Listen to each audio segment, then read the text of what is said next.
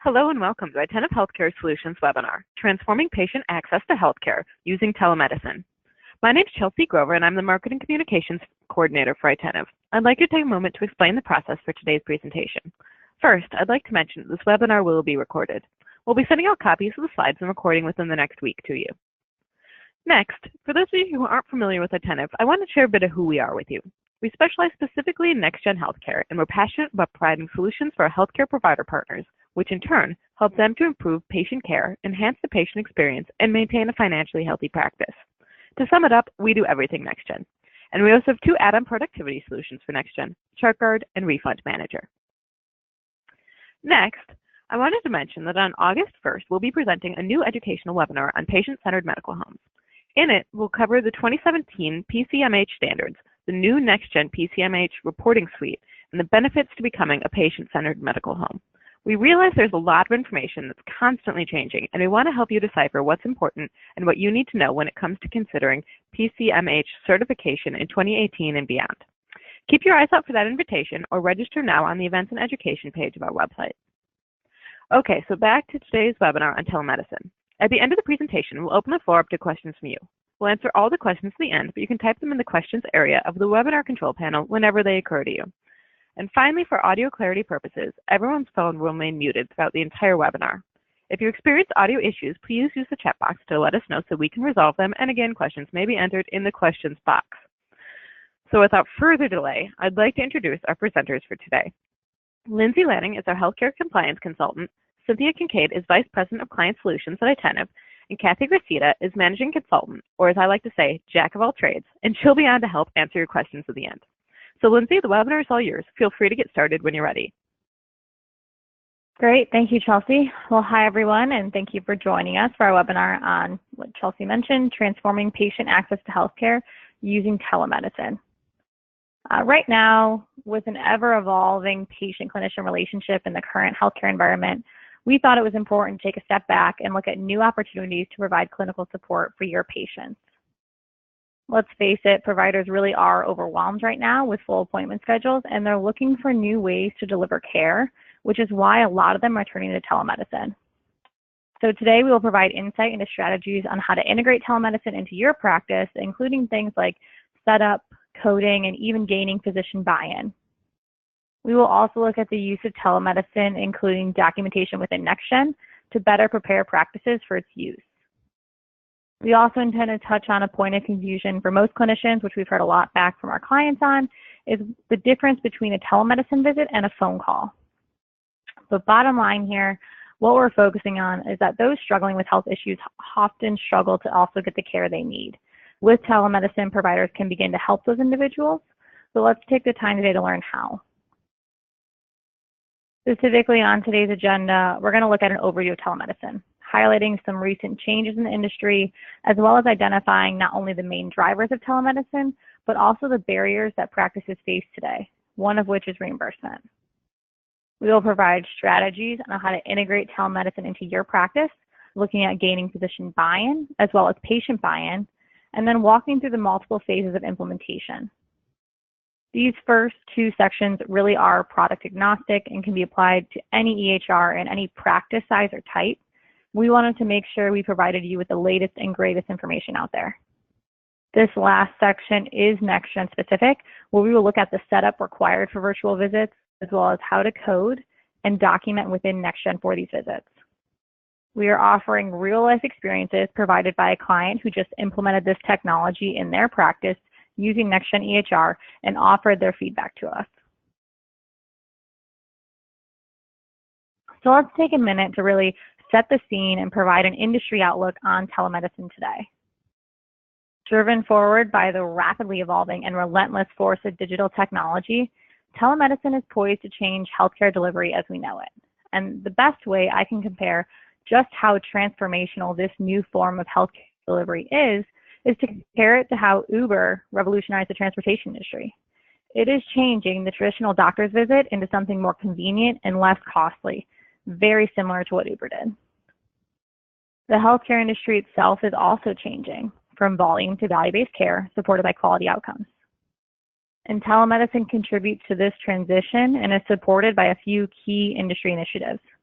The first being the quadruple aim, previously the triple aim, which now has 4 main goals. Improving the patient experience, what we're used to focusing on quality and satisfaction. The newest goal being improving the provider experience, improving the health of populations, and of course, reducing the cost of healthcare. And telemedicine really does have the potential to contribute significantly to each one of those 4 goals. Next, something we've been hearing a lot about lately is MACRA. MACRA just finished up its first year of participation under MIPS, or the APM track, and truly it changed how providers get paid. But what a lot of people don't know about MACRA is how much it actually does to support the uptake of telemedicine. Telemedicine and remote patient monitoring are both expressly recognized as and included in the definition of improvement activities, which, if you're not familiar with MIPS, is one of the 4 performance categories you're required to report on. It also fulfills certain quality category measures as well and does a lot more for the program. Another huge show of support for telemedicine happened when the American Medical Association actually approved a policy to include formalized training in telemedicine for medical students and residents. The move means the organization wants to obviously ensure clinicians in training learn how to use telemedicine in clinical practice, so that was huge. And then again, most recently, just actually last week, CMS released a proposed rule to actually define remote patient monitoring in regulation for the Medicare home health benefit, and to actually include the cost of remote patient monitoring as an allowable cost on the HHA cost report.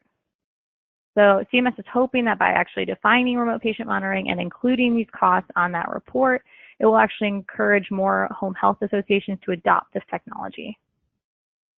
And in even bigger news, actually on June 22nd, so at the end of last month, the House of Representatives passed legislation that would expand access to treatment via telehealth in the Medicare program.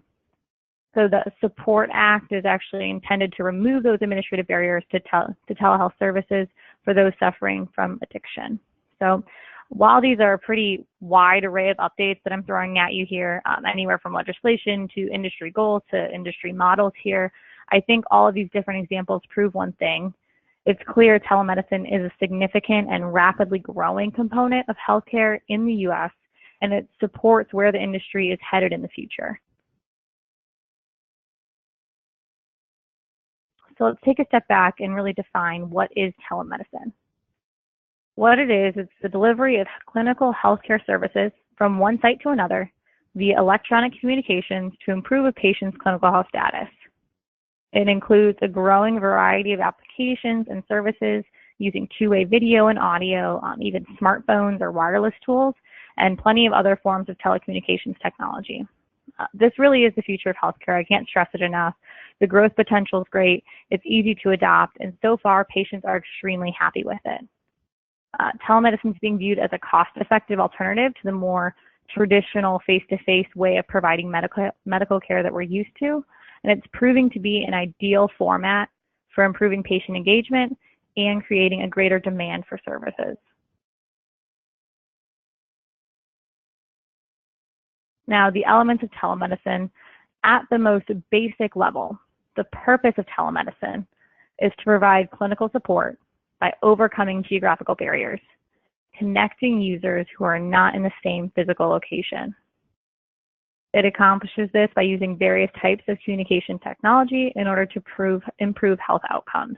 So this is what it's all about. At a very high level, these are the key elements that make up telemedicine and drive its adoption.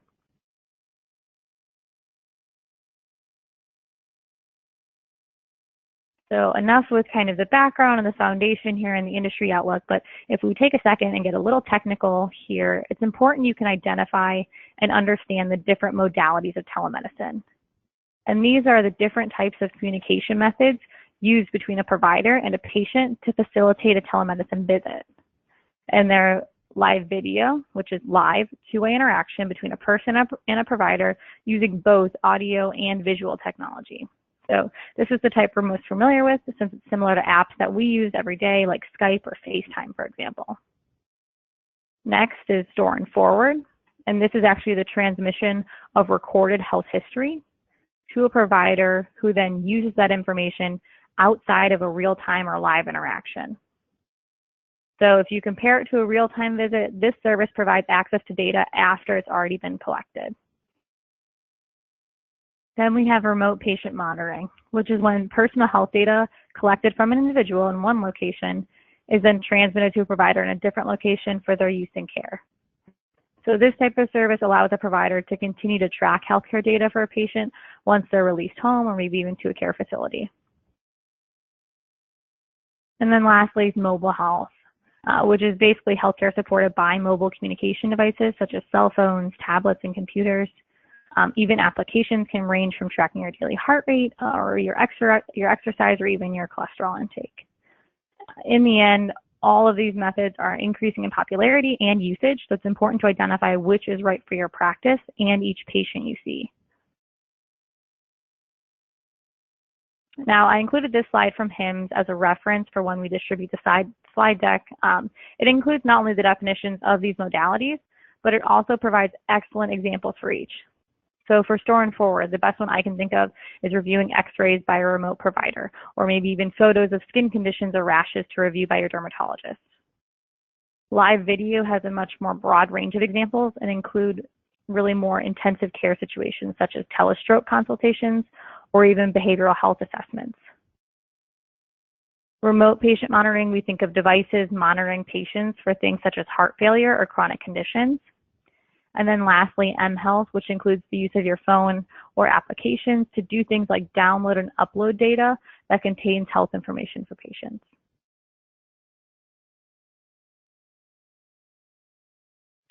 So with kind of that little piece of knowledge on telemedicine combined with that industry outlook or update, let's go ahead and identify and analyze the value telemedicine can add to healthcare at a high level.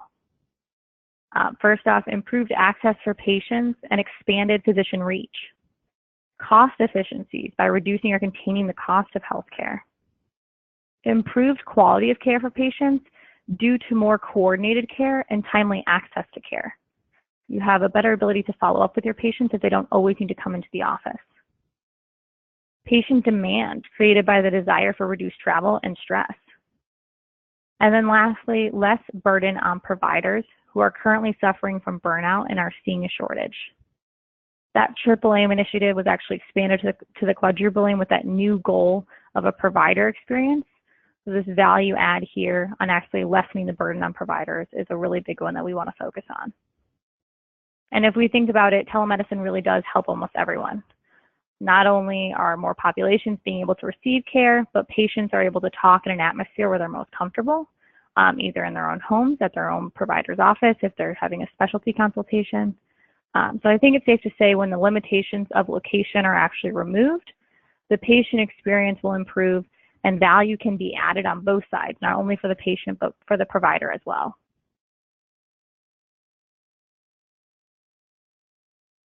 Now, as the forces behind telemedicine continue to build, we have seen both a fair number of drivers supporting the adoption of telemedicine, as well as obstacles making it challenging for providers to fully embrace this technology.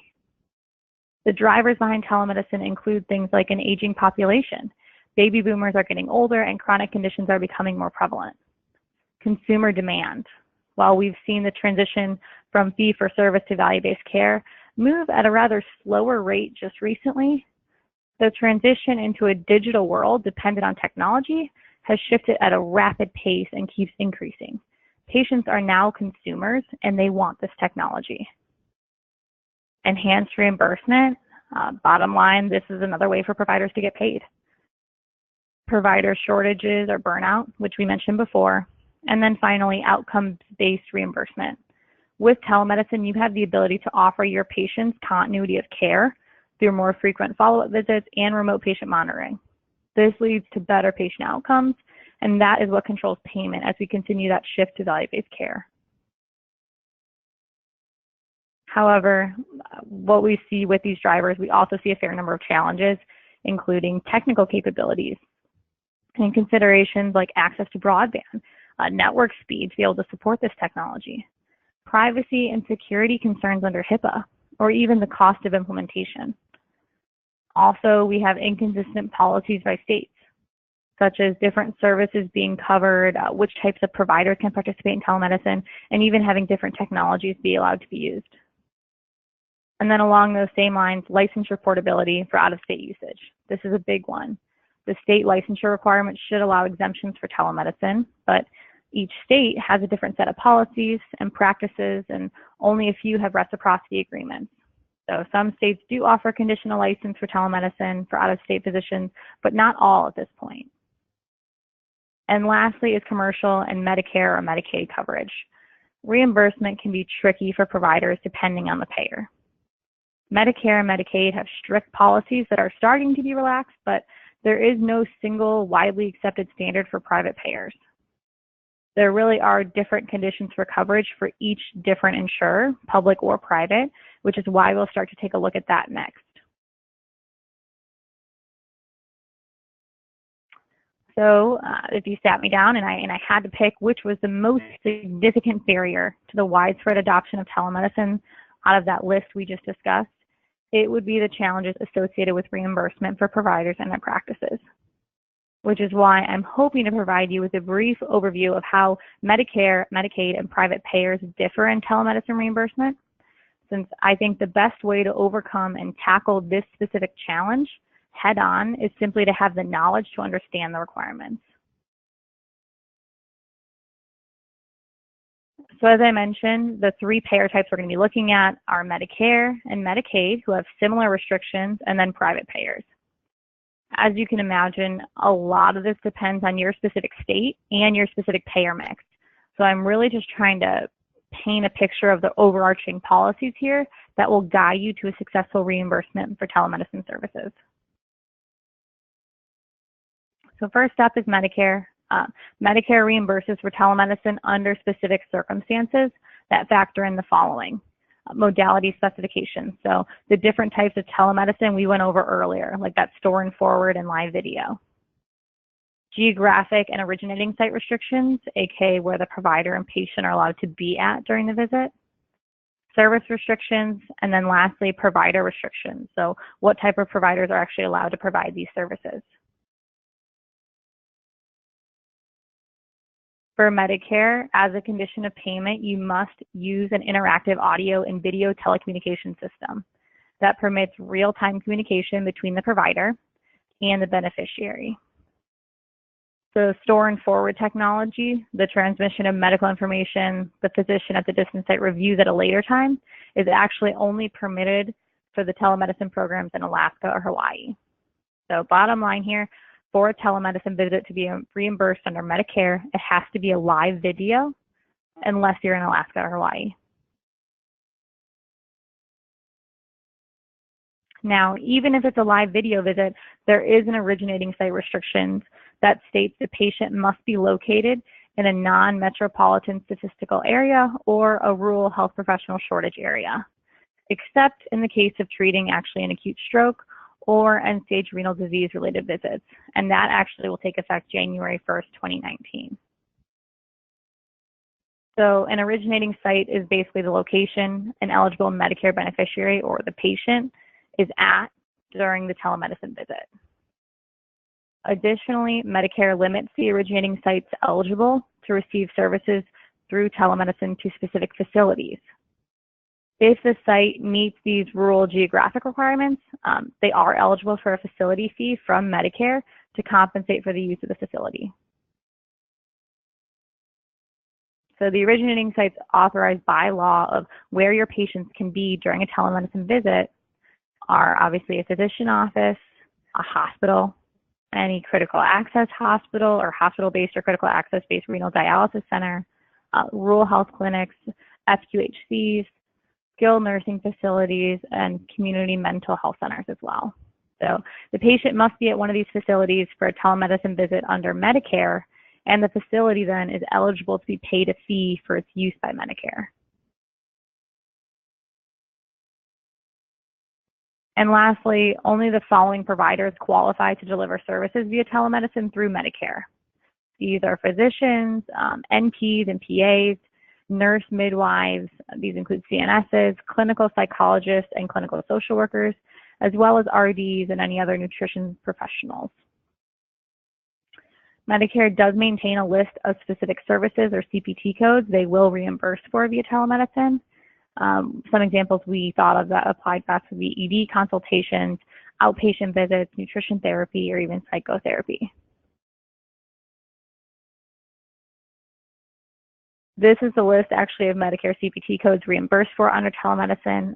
This is a downloadable list off of the CMS website in case you need it for reference. We can provide it, but it's also just on the CMS website if you even just Google telemedicine CPT codes covered by Medicare. Now, in order to be actually reimbursed, you will need to submit a claim for telemedicine using the appropriate CPT or HCPCS code for the professional service. Basically, for any professional services furnished on or after January 1st, 2017, to indicate that service was furnished as a telemedicine service, you would submit claims with telemedicine services with the place of service code 02. Before this or previously, the modifier GT was used on telehealth claims, and that has since been discontinued. So then you should bill the Medicare Administrative Contractor or your MAC for covered telemedicine services, and then Medicare pays you the appropriate amount under the Medicare Physician Fee Schedule for those services. All right, seems pretty simple, right? Just make sure you have the correct modality, provider, service type, and originating site, add the modifier, and submit the claim to your MAC. Yep, it's not as simple as it sounds once you factor in all of the criteria you need to meet in order to get paid. But good news, it does get easier once you're aware of the requirements. You can meet them, and you'll start getting used to the process. This last piece of the puzzle under Medicare is the facility fee. Originating sites are paid an originating site facility fee for telemedicine, and it's described by that HCPCS codes. Basically, practices would bill the MAC for the originating site facility fee, and that is a separately billable Part B payment. So this is for those specified facilities we listed a few slides ago. Make sure if your practice is being used for patients to see a provider using telemedicine, you're billing separately for that facility fee.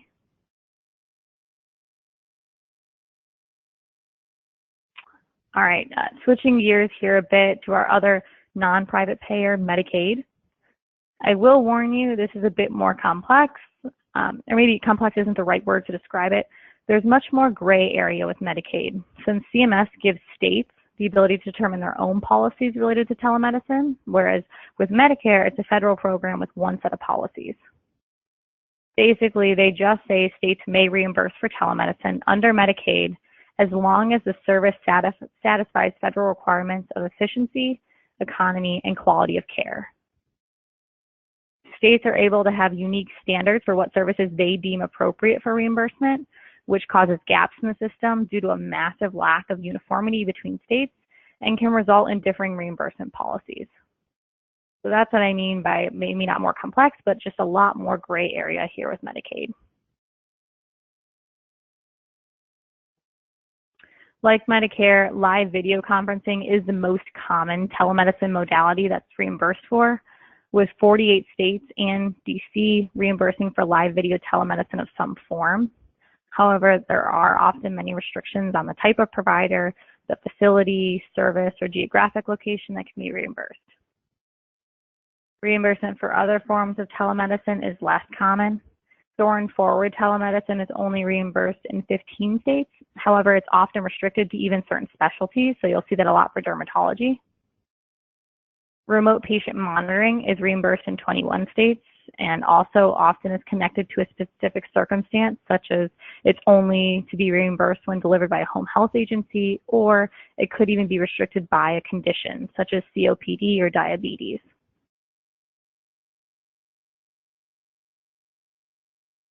So if we take a look at this map provided by the American Telemedicine Association, this shows Medicaid coverage as of 2018, and it actually shows it by grades. So you'll see the highest grades are a darker blue, and then other grades are that lighter blue.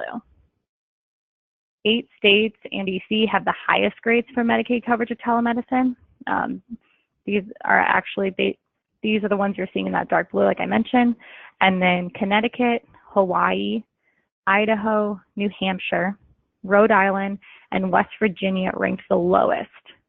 with F scores for things like restrictions or service coverage, even provider eligibility, and the patient setting. So they actually receive failing scores. Specifically, I wanted to point out Connecticut and Rhode Island are the only states without coverage for telemedicine at all under their Medicaid plans.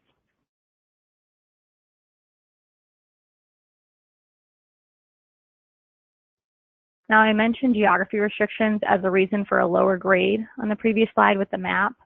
A lot of time providers have trouble providing telemedicine across state lines due to licensing issues. However, to combat this restriction and help overcome that barrier, most states have reciprocity agreements in place that establish a legal agreement among states to allow physicians to practice across those state lines. One of the biggest being the Interstate Medical Licensure Compact. So the IMLC offers basically a new voluntary expedited pathway to licensure for qualified physicians who wish to practice in multiple states. So this compact's mission is basically to increase access to healthcare for patients in underserved or rural areas and allow them to more easily connect with medical experts through the use of telemedicine.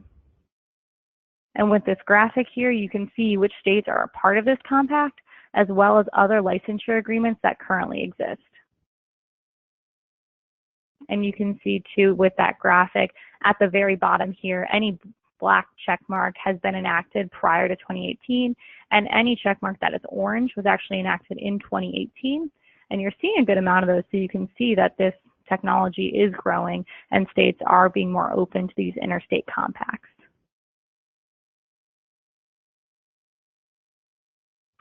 Now, as more and more payers start to reimburse for telemedicine, adoption increases. And a big part of that are private payers. Since the Affordable Care Act was passed in 2010, state laws defining and governing telemedicine have increased by more than 300%, which we saw with those orange check marks, with many of those efforts focused on private payers and Medicaid. As of October 2017, 36 jurisdictions enacted laws related to private payer telemedicine reimbursement. Some of these laws would expand coverage parity and require insurers to recover telemedicine services at the same cost as in-person visits if it meets the same standard of care. But like we saw with Medicaid, each state is setting different guidelines, and restrictions like services or modalities on services do exist in the private sector as well, so those aren't completely gone. However, some states have introduced payment parity bills, and that would mandate payers to cover telemedicine at the same rate as an in-person service, while other states have created some parity laws, but they're subject to terms and conditions of the contract. So we're not sure how far those really go.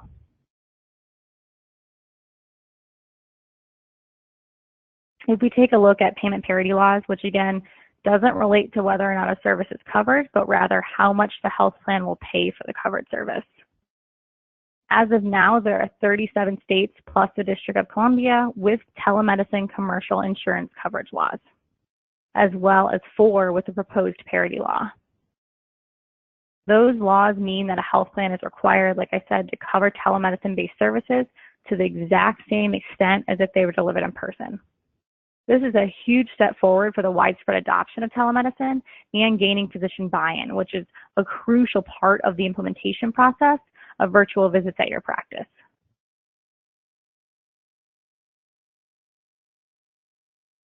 So I think it's clear payers have administrative rules regarding telemedicine reimbursement that can act as barriers to services and reimbursement to the provider.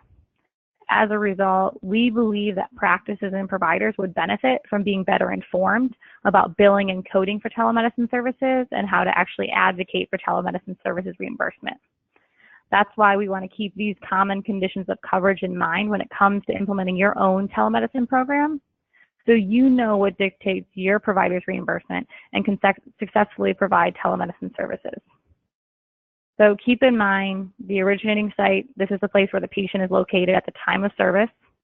A traditional approach to telemedicine, so the safe route to take, is to require that the patient be served from a specific facility type, like a provider's office or a hospital. Then you have your provider types. Check, are your providers approved Medicare provider types, or are you a qualified healthcare professional under your state Medicaid program? Those are easy things you can look up. Modality. Can you use live video, or are you able to send pictures or partake in remote patient monitoring? Again, that safest route is to use audio-visual technology to do that live video stream. What services are you allowed to perform and get reimbursed for? Check the list of covered services before you proceed. Look up those CPT codes. And then lastly, are there any geographic restrictions? Like, do you have to be in a health professional shortage area, or are you in a state that's part of an interstate compact? These are all the factors that need to be considered based on your specific practice, your specific specialty, payer mix, and location. And it can be difficult.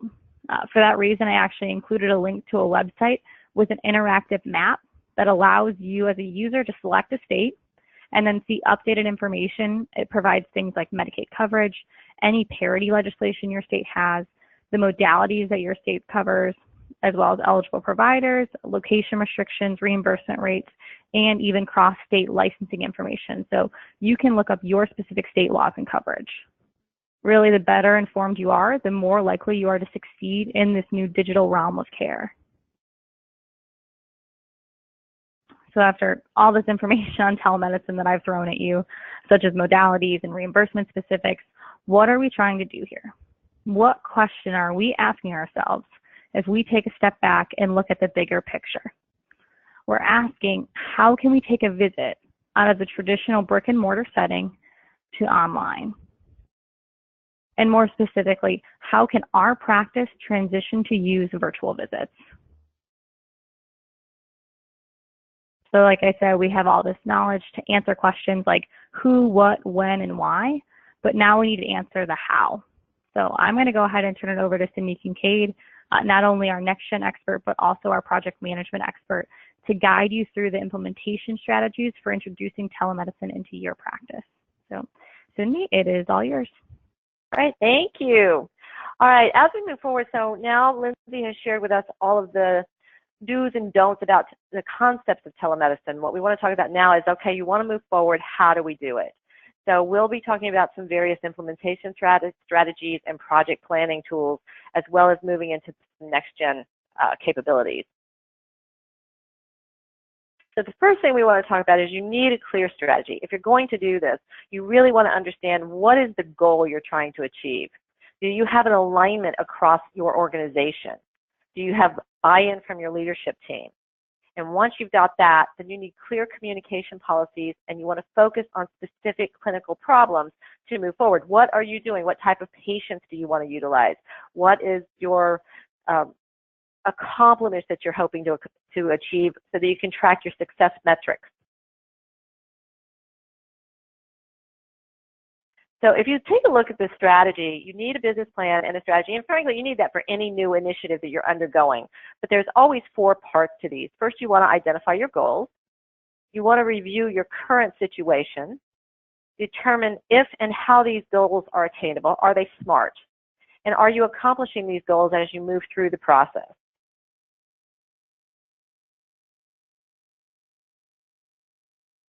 So how it needs to happen is that you want to talk about your telehealth business support. You want to do your financial analysis, and you want to talk about your new business funding opportunities, grant writing, partnerships. How may you be able to utilize these services? And then the telehealth program development, process standardization, program documentation, needs skills assessments. I'm not going to go through everything on this graph, but this gives you an idea of how you really need to be able to move forward with this and how you need to take a look at it and all the steps you need to follow as you're moving forward. Because once you've done it, because you can see by this graph, it affects everybody within your organization, every department, every area, every individual.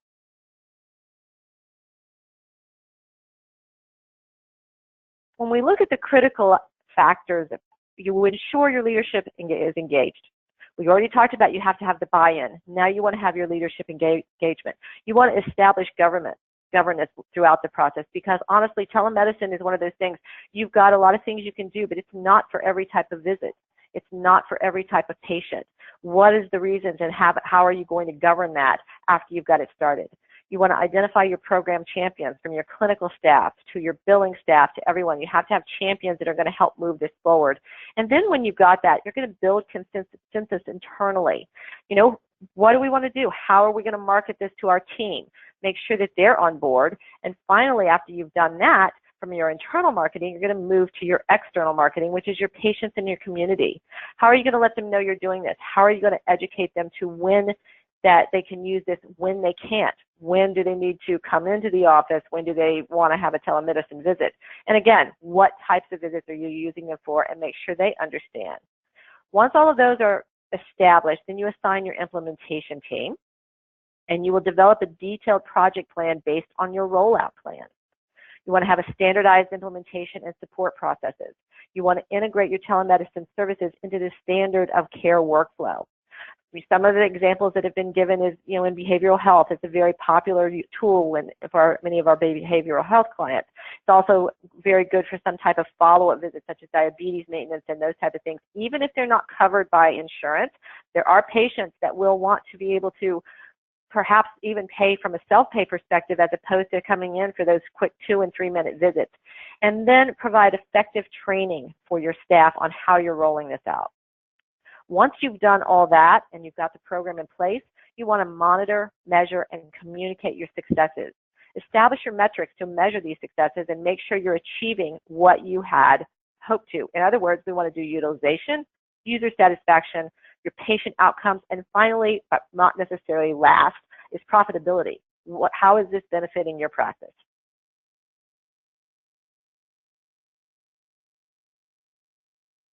We also recommend a multi-phase implementation, and that's to ensure a successful program launch. It should be done in phases. The foundational research and organizational buy-in, the employee launch, perhaps a pilot program acting as a discovery process to gain feedback and make changes, or even provide additional educational resources if it becomes necessary. Employees can then become your word-of-mouth ambassadors for the program. Your public launch, and then your ongoing promotions and engagements. How do you publicize this? How do you keep it moving, and how do you keep expanding the capabilities? Here's an example of a project plan that's just really kind of basic. So if you take a look at the telehealth services, your outpatient specialty services, your emergency services, inpatient consultations, primary care services, ancillary services, and then home care. Again, just kind of to take a look at some of the high levels. This is very high level, by the way. It's giving you ideas of dates, and as you can see, this is something we've pulled from the HIMSS services. But the bottom line is that this is just basic example of how you will need a plan. I would recommend a lot more steps in yours. The hope is here, though, this will just give you a guideline that you can follow. We can also talk about some of the more in-depth project plans for anyone who has questions after the webinar. After your project plan and you've got everything going, we want to talk about some of the key tactics for developing a successful telemedicine program. We've talked about it already. We'll talk about it again. You want to build an effective team to provide your oversight. You've already rolled it out. Everything's done. You've got your metrics. You're going to monitor. But how do you make sure that you're complying with the things that you have established as requirements for your program? Specifically, you want to identify an executive champion and physician champion. You want to understand and assess the needs and demographics of your community. Where do they need this, and how is it going to be most helpful? Every community is different, and every geographic location may have different needs. Design your telemedicine program with provider input and expertise. Develop your marketing plan. Identify your key metrics to measure outcomes. And design your multi-phase implementation strategy. You want to then build on your existing brand reputation and quality, and align your telemedicine program with your organizational values and other ongoing initiatives such as population health. So make sure it's all in alignment with where you're going as a group. There are so many quality care initiatives and so many changes to healthcare delivery as we've moved from the volume-based to value-based reimbursement. This is one area of that. So make sure you're in alignment with all of your programs. Telemedicine can't just be sitting out here and not paying attention to what you're doing with your population health, because that all can integrate.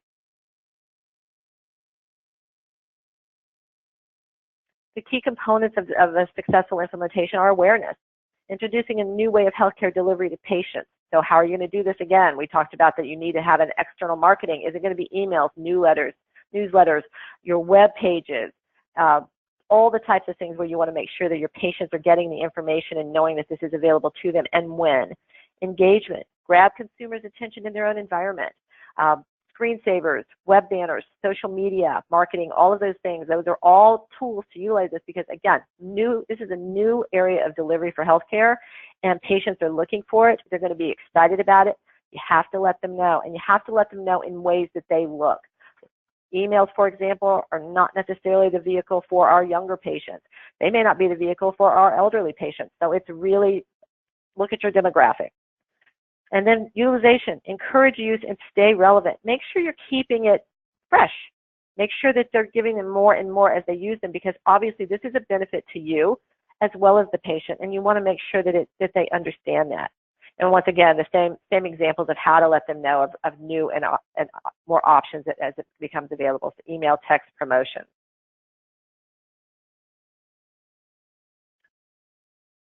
The key to success is to gain your patient buy-in. And I don't think you'll have a lot of trouble with that once they know about it, but it can be achieved by highlighting the following points. Increased comfort and convenience. Do you need to come in and wait in the waiting room? If the visit's appropriate, a decreased cost, particularly if you're doing any type of self-pay visits for the patients, this is a lower cost in delivery for both them, you, and the insurance carriers. It's a comparable quality of care. How are they doing it? Make sure they understand and feel comfortable with it, that they're still going to be taken care of. And you can utilize examples of how we're competing in the industry today with the Minute Clinics, CVS, all of the other ways that practices are getting delivery and patients are getting delivery. This is an offering that can keep them with a consistency and continuity of care.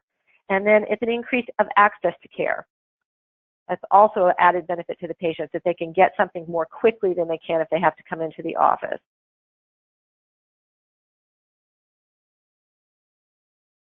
Now, how do you gain your provider buy-in? This is probably one of the more tough areas because I've worked on a number of different committees within NextGen, and one of the ones I'm participating in is telemedicine, and that's the discussion about provider buy-in. There's providers on this committee, and again, there are some that are skeptical and some that are very, very excited about it. So it's really, how do you gain this? So you want to recognize that the telemedicine buy-in starts from the top down.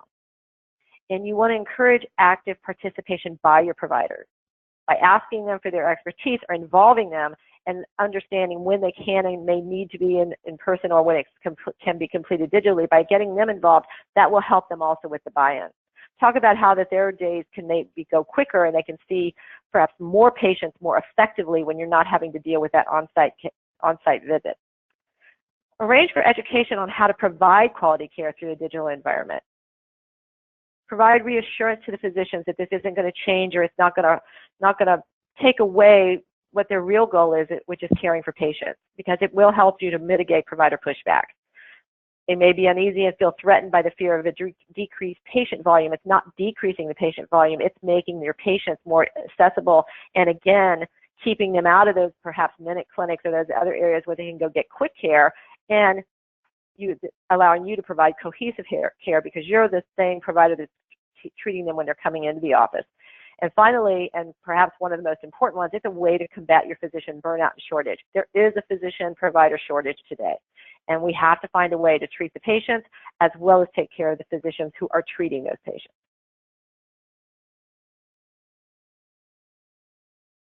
So again, just a little different way of looking at the value proposition. Your providers, your patients, your communities, and your specialists. This ultimately extends the reach to all of your patients, increases patient volume and revenue, and promotes a coordinated care. All of the things we have before that with regard to the providers, patients, and communities ultimately roll up to the fact that it's going to be able to help your patients and just basically provide more options as you go to treatment.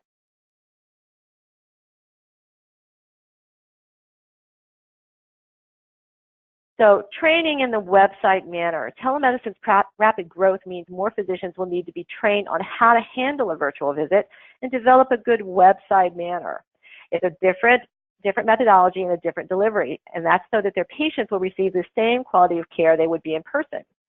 Physicians should be aware of their internet connection, their camera resolution, what type of phone are they having if they're using their phone, are you using any type of camera, and the audio equipment to make sure their stream won't cut out in mid-session. So in other words, all those things we've experienced on certain webinars, probably some of ours, where we've had maybe some technical difficulties, you want to minimize the opportunity for that. That may happen, but when you're delivering this type of service, you want to make sure as much as possible that not only you are in a position to deliver it, that your patients are in a position to receive it. And we don't really have that on that screen, but we'll talk more about that as we go forward. So your lighting and background are key elements of getting the website manner right. So think about this, just all those times you've been on something that's not worked. We don't want that certainly to happen when you're delivering patient care.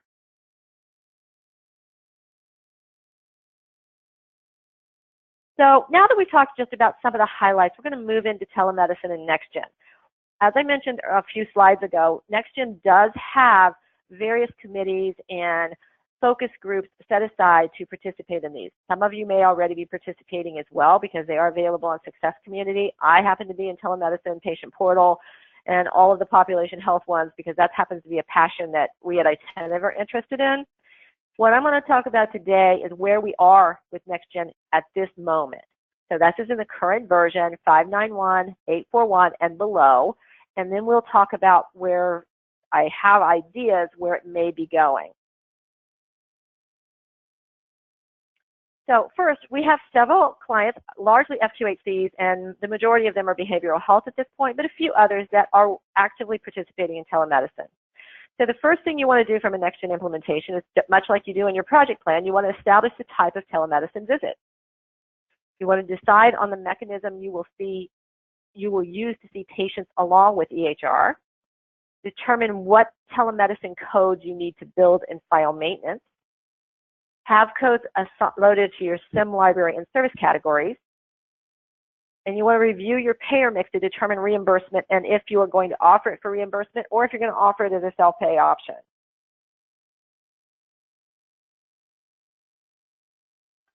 The NextGen configuration for telemedicine is really not all that comprehensive. You want to do your code setup and file maintenance. You want to create your new service location because it must be a service location identifying telemedicine. Create your new scheduling resources, and we'll talk a little bit more about that. And then customizing templates. That's optional, but it is likely you will have to make some minor customization. We have done that. And again, it's not overwhelming, but it is something that's likely going to be necessary if you're embarking on this right now.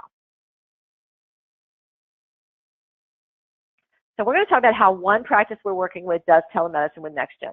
First of all, they have an outside vendor that provides the software to actually see the patient. So they're using a third-party service that is actually helping them with not just the communication to the patient and the physical access to the patient, it's also helping them with providers who are actually covering the patients when it's off hours. The practice provides the hardware and uses NextGen EHR to document. What you can do is they bring physicians from other states and to lessen the burden on your practice's physicians. So they're utilizing the physicians that are participating with the telemedicine vendor they have chosen.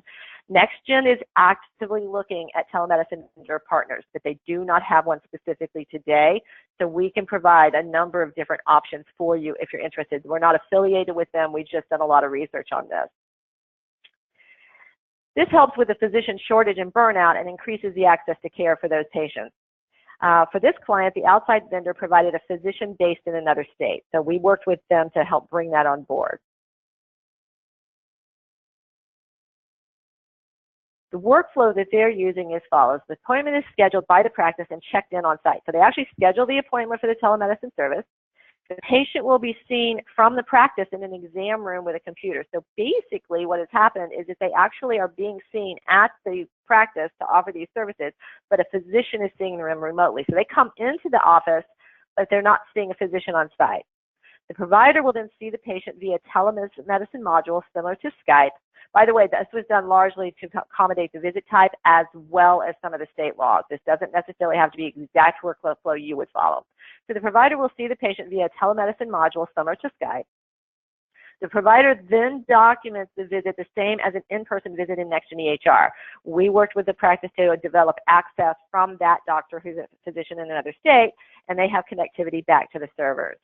And then the provider documents and uses the appropriate telemedicine code.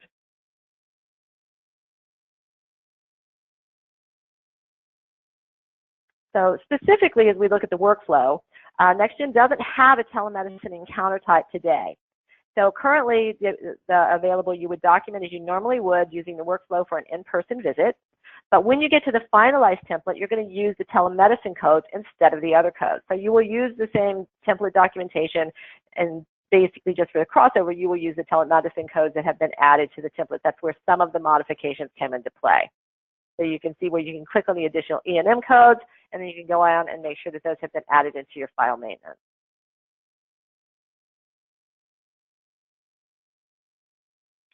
That's really all there is from a configuration and setup on the basic workflow. But one thing we did want to talk about is that we had a lot of questions, and we've had a lot of questions, the telephone call visit versus telemedicine. They are different. So on the telephone call template, there are CPT codes to bill for telephone calls, but it's not a telemedicine visit. They are different, and the reimbursement is different. So procedure code 99441 is a telephone evaluation, and it's a management service provided by a physician to an established patient. It's not originating from a related E&M service, and I won't go into all the details, but the bottom line is there are a lot of differences in the way this is reimbursed versus a telemedicine visit. Can't get into the various discrepancies, but there is some confusion over this when you're setting this up. So make sure you understand telephone evaluations and telemedicine are two different things. A telephone call basically is not related to a previous appointment or an E&M service. And when providing telemedicine services, you have an appointment, a check-in process, and there is an evaluation just as if you were seeing them in front of you. So those are the basic differences in how you look at things.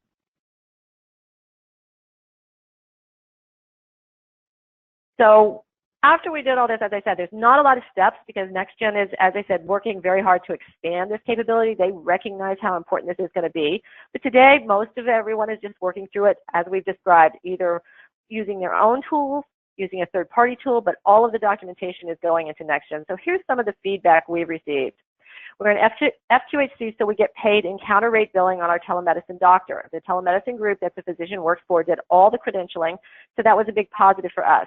We bill mainly Medicaid, managed care, and Medicare, and there have been no problems. We did have to have iTentive add and expand our CPT codes in the billing module and under finalized for telemedicine. That's because that's the service we provide for this particular group. You may have that technical capability in-house and probably do, or you choose to outsource it to someone else or maybe have NextGen do it. Regardless, that's what we did for this particular client. However, do expect the physician to start off seeing a full schedule. That was, I think, unexpected. It was wildly received. The patients and parents love her. The care that she gives our patients is great, which surprised me. This is coming from the practice. I did not think the patients would like talking to a computer screen. The other providers really seem to like the care she is providing. So again, patients are looking for this. It's a new world out there. You're dealing with individuals who are used to ordering Uber, in some cases, to bring, their McDonald's. People are used to the interactive video and the capabilities that you can have via electronics. And then finally, I've not heard any problems with the documenting at all.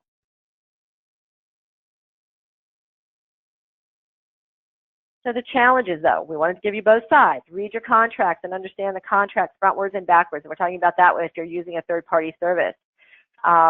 Practice requested a direct connect for the physician's computer to iTentive. That was a big help, but it was also a challenge. You have to have a way for these individuals to connect if you're using a third party. But if you're using it from home or wherever you're doing it, again, the connectivity is going to be paramount. It's hard to train someone off-site, so we train that particular provider in this case, so be sure that there is staff available in the first few days to help with the questions. The reason this was a challenge is it wasn't anticipated. We trained, we looked at it, the volume was very great, we were there a couple days, and then all of a sudden it was like that, I don't remember what to do. So make sure that you have staff available and plan for that. And when the provider runs into computer problems, it can be difficult to correct whatever issue is happening with the computer and or the provider because it's remote. So plan for that. Make sure you have, again, someone available that can help you with that. In the end, every practice will have a different telemedicine transformation. I think we've talked about that. What we've described may not work for you, but it is coming. So you want to make sure and understand that every practice and organization is unique in how they will move forward with this. The potential of telemedicine to extend and enhance the quality of care to your community of patients while supporting the growth of your own healthcare organization, it cannot be overlooked. And as with other changes that have been thrust upon everyone, each organization needs to find your own way, consistent with your values and sustainable with your resources. So what will your next doctor's office visit look like? It is, as we've said all throughout, a new world out there in healthcare, and I think we're all being dragged into it, kicking and screaming or running to it, whichever way we choose. In the end, it is here. So next steps. If you're uncertain where your practice stands, you can let Itentive help by assessing your current readiness, providing recommendations, and assisting you with implementation of new processes and procedures. Next steps, you can visit us at itentive.com. You can sign up for our webinars and blogs, consider one of our 3-day fixed price on-site consultations, or test drive any of our products.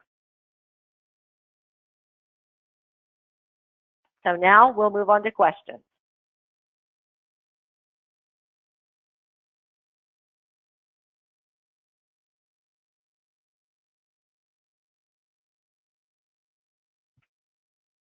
Okay, Chelsea.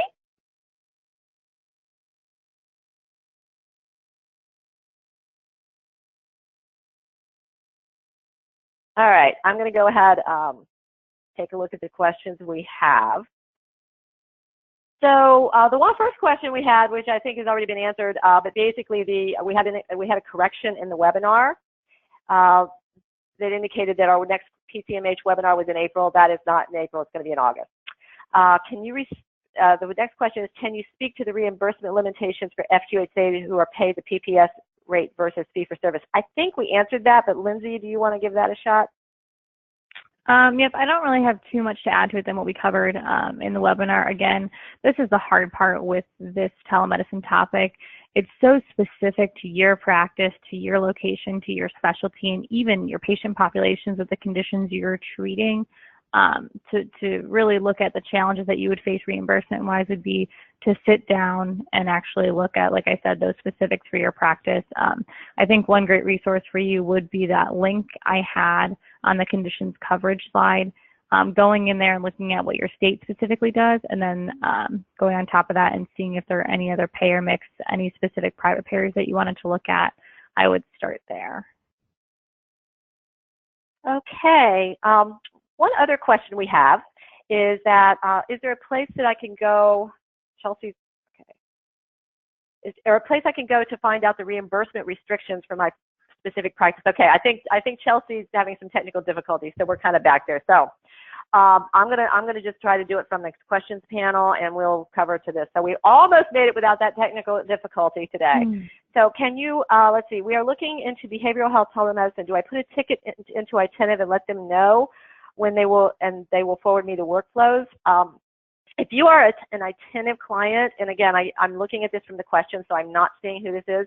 If you're an Itentive support client, absolutely put in a ticket. If you're not, if you're looking for, if you're a consulting client, just email myself or Lindsay or Chelsea or Kathy, and we'll find out. But if you're an Itentive client, the fact that you use that term, I'm guessing you are. I just can't see that for right now. So yes, that would definitely be the way to go forward. Okay, thank you. Just clarified. Yes, we are. All right. So that's how you would handle that. Another question is there a behavioral health, or is there a specific telemedicine template? And no, there is not. I believe that will be forthcoming with NextGen as they finalize their transition. As I mentioned, they have a focus group that's working on this, so I'm going to be seeing a lot more on this. But today there isn't. You can certainly customize one, or you can use just the standard documentation as you would any face-to-face visit, and then just make sure you have the codes added when you're on the finalized portion. That's it for now. I don't see any others. Are there any other questions?